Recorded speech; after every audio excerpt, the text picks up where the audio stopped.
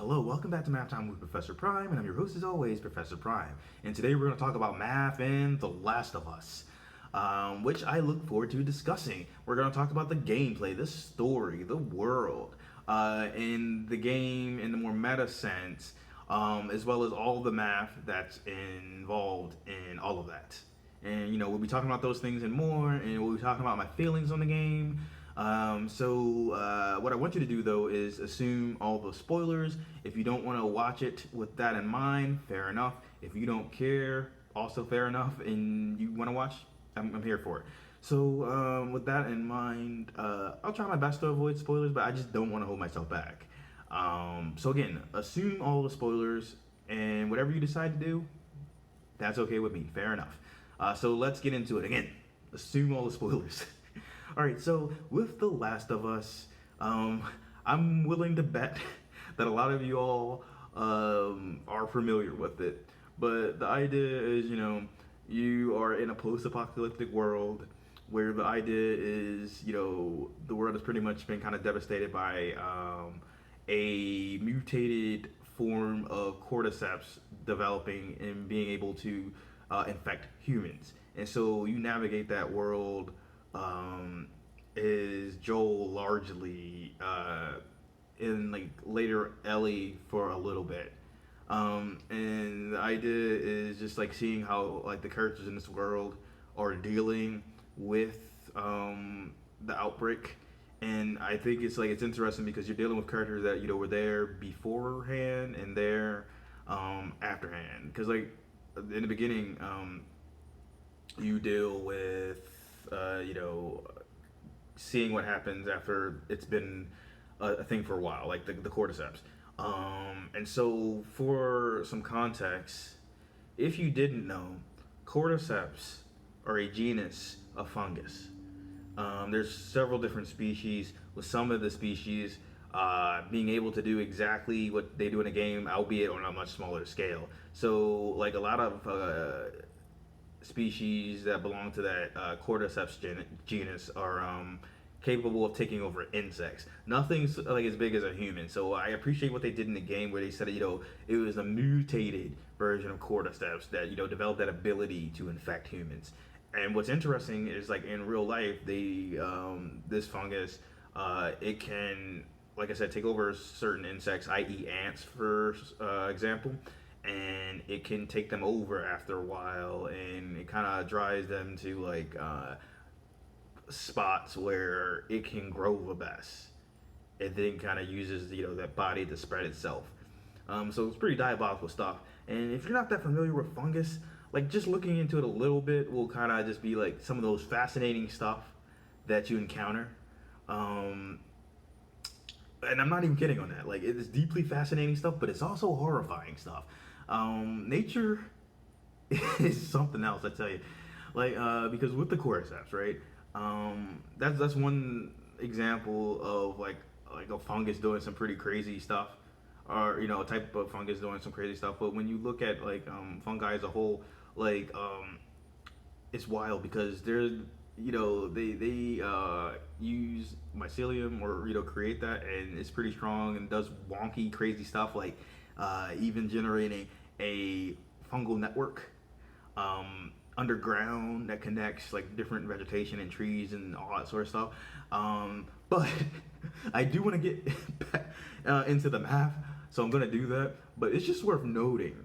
I wasn't kidding when I said like fungus is like it could be deeply fascinating when you start to look at it, and also deeply horrifying. And I will probably like look and get some links to put in the description if you all get curious. But yeah, so back to the game now. So it has a lot of inspiration for from real life, right? And that right there is enough to tell you like some things about the game itself. And how math is involved, because with math, right? Yeah, you have math in academic sense, which is what you were used to, and that's the idea that it's its own language. It's a communication tool. It's a problem-solving technique.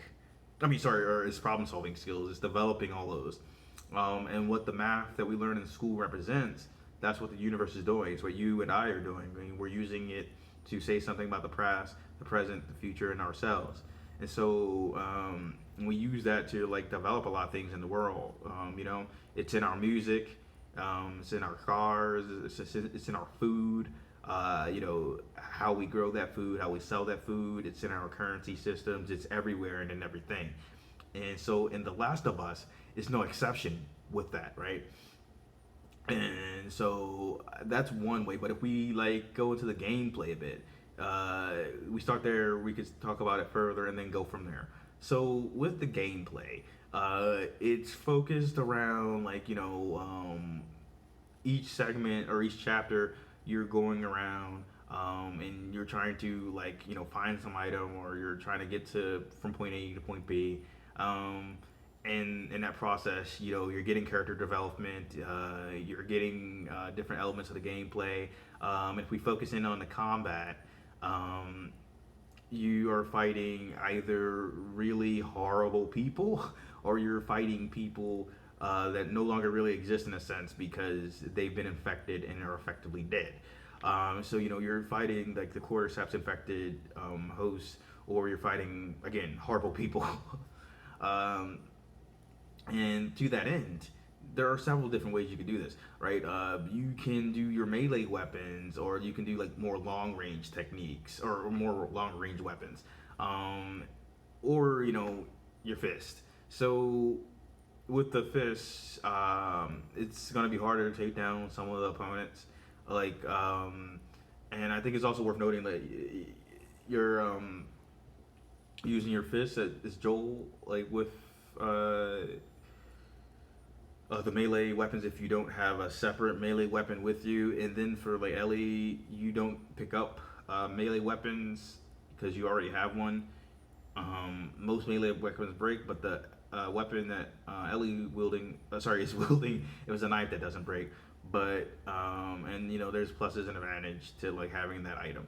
But anyway, with the melee, like I said, like if you're playing as Joel, right, and you're going with your fist, you're looking at how many like hits you're gonna have to take, and if those are gonna be effective on different opponents. Because your fist would work on, let's say, a runner, but not a clicker or a bloater. God, the bloaters are disgusting. I just want to point that out. The clickers too, but to a lesser extent. Um, and so, there's that base level, and there's math on the damage that you're doing and how many hits it takes to defeat like a runner, for instance. And then like you get a little bit more wiggle room with melee weapons. You might like get a piece of wood or like a pipe or a machete. And each of those like or an axe, or like each of those like they have like they have a gauge like where it's segmented into like little squares, and that lets you know how many hits each of those can take. And if you're dealing with something like a blunt instrument, it is going to take a little bit more to defeat an opponent. Whereas like a machete is just like it's a one-off, but it has less bars than some of the other ones. So it's an interesting trade-off, and you see like how many hits things are able to take visually. So what you see is a visual representation of some numbers. So that's pretty cool. And you have your long range weapons, and they're doing different levels of damage, and they have different reload speeds, different ranges to them, and it's largely a variety of guns, anywhere from like a handgun, a standard handgun, to specifically a handgun that's like a revolver, to like shotguns, both traditional and like sawed off, um, more like a hunter rifle, and so things like that. And they all dish out different damage, all have different reload times and different ammo capacities, so things like that. And speaking of some of the properties they have, you can upgrade each of the weapons like throughout the games. Like you find different gears, and they take place of the currency in the game in terms of upgrading your equipment. And you can decide, well, hey, what's the reload speed, and what is the fire rate, the ammo capacity, things like that. And you could also allow yourself to carry more than one of like the weapon types, both like short range and long range ranged weapons or guns. And so that's pretty cool. And then you have the idea that you can add different attachments to your melee weapons. And then there's the idea of like health. Like you have a certain health at the beginning, you can expand that. Um, you can have health packs. You can carry up to three. And like most of the other items that you're getting, you can carry up to three. Because you might get like the nail bombs or like smoke bombs, stuff like that, and you can find these items or you can craft them. And what's interesting about the crafting is, there's a lot of math in that too, right? And there's something specific that I do want to mention with that. But like first, like with the crafting, it has a lot of math in it because you can only have a certain amount of the items that you craft. And each of those items specifically, they take a certain amount of the items that you accrue, and so you have to be mindful of how many items you have and what you can make with those items. And some of those items that you're making do share common elements. So, like for instance, you have your healing packs that you can make.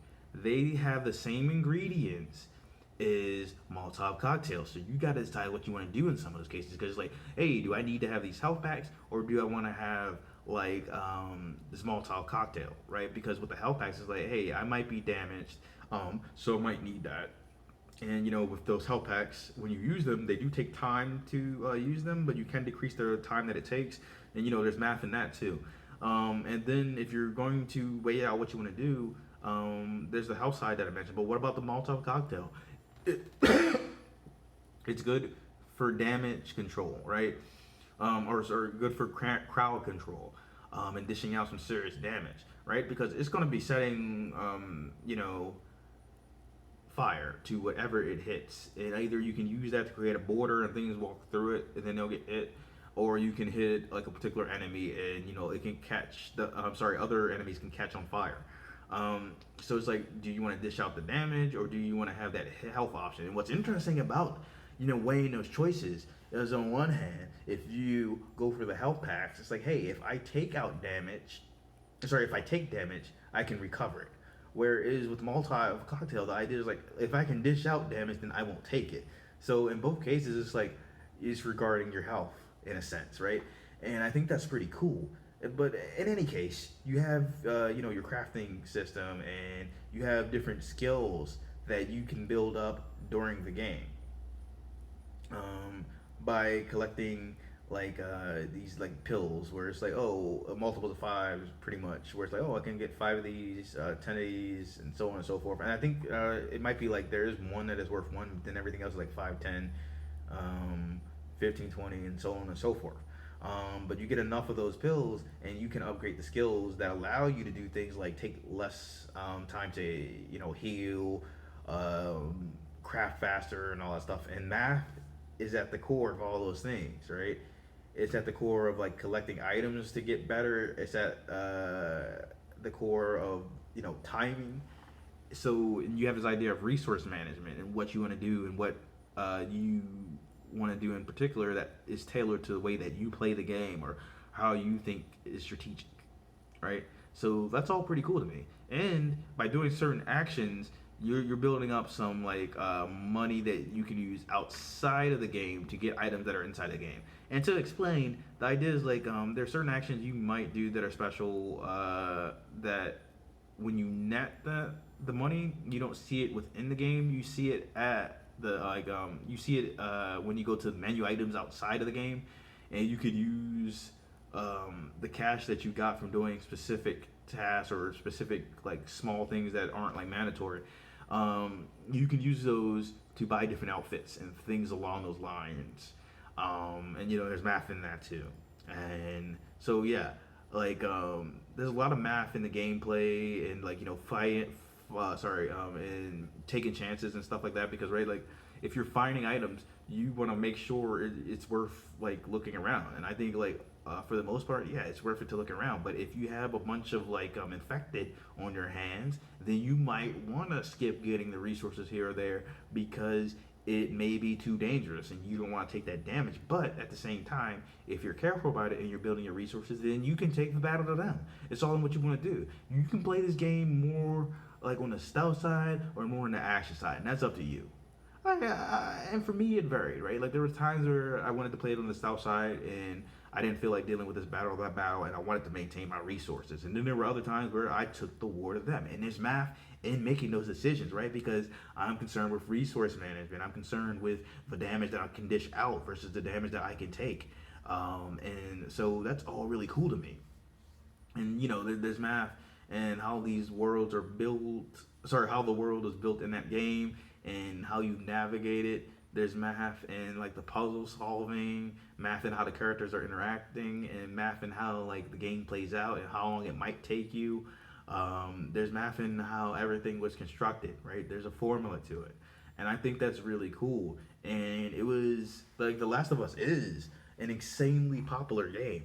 It sold millions of copies within weeks, and it's well known for a reason. And so with that, I want to pivot into like my feelings on the game. So yeah, with The Last of Us, I actually got the game a while ago. It has been in my backlog, and I've been meaning to play it, and I finally played it really recently at the time of this recording. Now, part of the reason I didn't play it was just like time. But the other thing is like I did get some parts spoiled for me, but I wanted to play it anyway. And so, and honestly, it was a good experience. Now I played, I played it right after I played Life is Strange, so it's like two emotionally intensive games back to back. And oof, that was something, but they were worth it. But yeah, so with The Last of Us, I enjoyed it. I'll definitely be getting The Last of Us 2 when I get a chance, which won't be anytime soon, fortunately, but I will get there, hopefully by the end of summer, at the time of the recording. Um, with that in mind, though, I enjoyed my experience. I enjoyed the character development. I enjoyed the action. And to be honest, like I was expecting action, but I wasn't expecting it to be that potentially action oriented because I was expecting more of the stealth. But really, you can play either way, right? And different situations call for stealth versus action. I feel. In any case, I enjoyed the choice to tailor your gameplay to how you want to play it in that regard. I enjoyed again like the story. I enjoyed the characters. I enjoyed how they took something from the real world and made it like even more horrifying. Because again, there are certain species of cordyceps that can affect living organisms. It's just usually on a smaller scale, like insects. And so it's wild to me that they could take something that is like to me inherently horrifying, but then apply it to humanity and roll with it and just tell this very pivotal story. And I feel like there are some games that are going to feel more like games, and some that are going to be games that feel like more like movies. And I feel like The Last of Us is actually in between that, and I think that's cool. I think that's very cool. And so I think it's amazing because like not only is there math at pretty much every turn that you can imagine, it's like inside the game, and there's math in like making the game and getting it out there. There's math in the sales that it's made and why it's made those sales, but there's math in you, the player. Dealing with it, right? Because you're the one managing resources. You're the one deciding whether you're going to go the stealth route or the action route. It's going to be you making some decision that is inherently mathematical as to why that is. And it's just like you made the decision to like get the game and put in the time and effort. And there's math and all of that.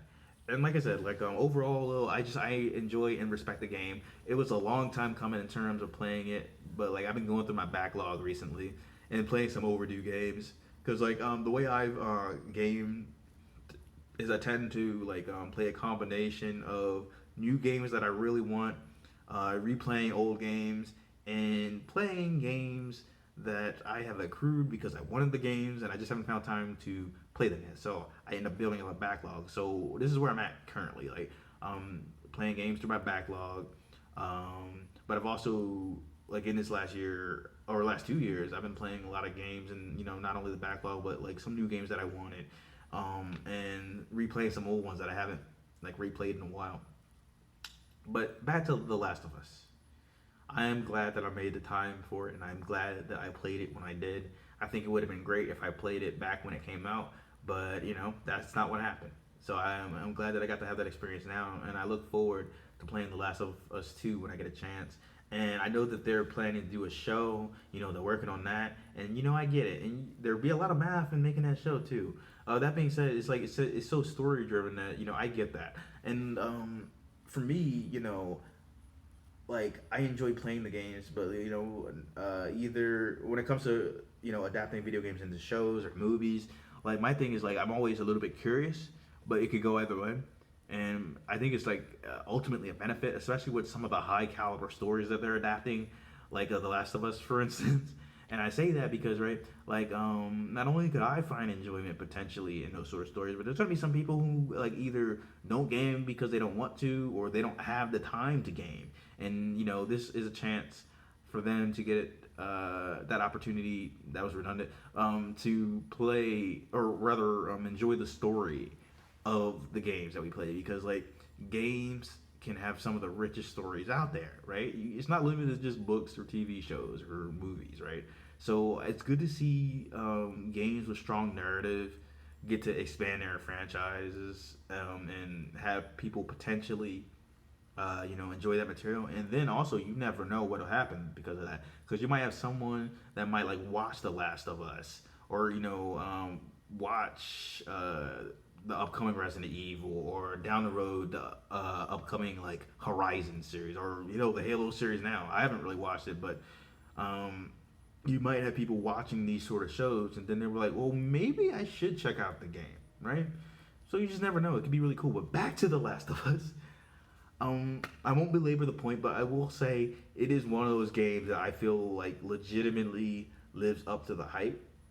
And with the spoilers that I encountered, they never told the whole story. You get the big plot points, but like there's a lot in between, and then there's context that you don't get from just like hearing a spoiler. And so I gotta say, like ultimately, there were some things that I was expecting, but there's a lot that I wasn't, and I enjoyed the experience overall. That being said, if you've played The Last of Us, feel free to discuss it in the comments. I'd be curious to see what you think of the game.